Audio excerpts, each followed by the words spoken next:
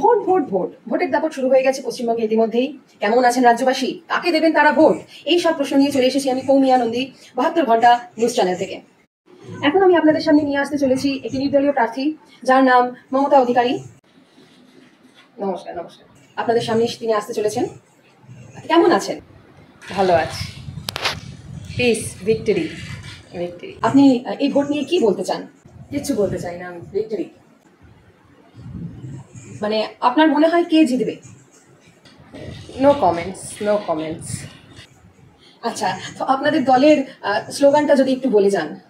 আমাদের স্লোগান হলো খুবই সহজ, বাংলা চায় নিজের মেয়েকে লাল ফিরিয়ে আনতে, জয় শ্রীরাম।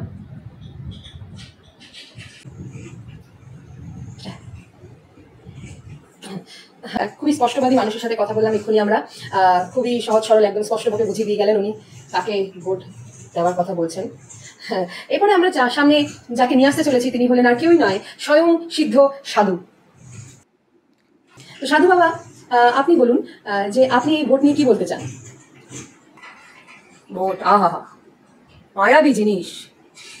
এই যে দেখছেন ভোটের সময় প্রতি বছরই নানান মানুষের মৃত্যু ঘটছে, নানানভাবে খুন খামারা হচ্ছে, তো এই নিয়ে আপনার কি বক্তব্য? ভোট ভোট মানে গণতন্ত্র, গণতন্ত্র মানে তন্ত্র, মানে তন্ত্র সাধনা। আর তন্ত্র সাধনাতে সব সাধনা তো হয়েই থাকে, তাতে একটু একটু লোক তো মারা যেতেই পারে।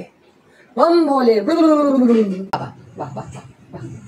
খুব সুন্দরভাবে সাধু বাবা আমাদের বর্ণনা দিলেন ভোট কি, গণতন্ত্র কি। আর আমার পিছনে এখন তাড়া করেছে কুকুর, আমি এখন পালাচ্ছি। তো কৌমিয়া নন্দী এখানেই 72 ঘন্টা নিউজ চ্যানেল থেকে আপনাদের কাছে বিদায় নিচ্ছি। ক্যামেরাম্যান আমি নিজেই, চশমাটাও ফেক।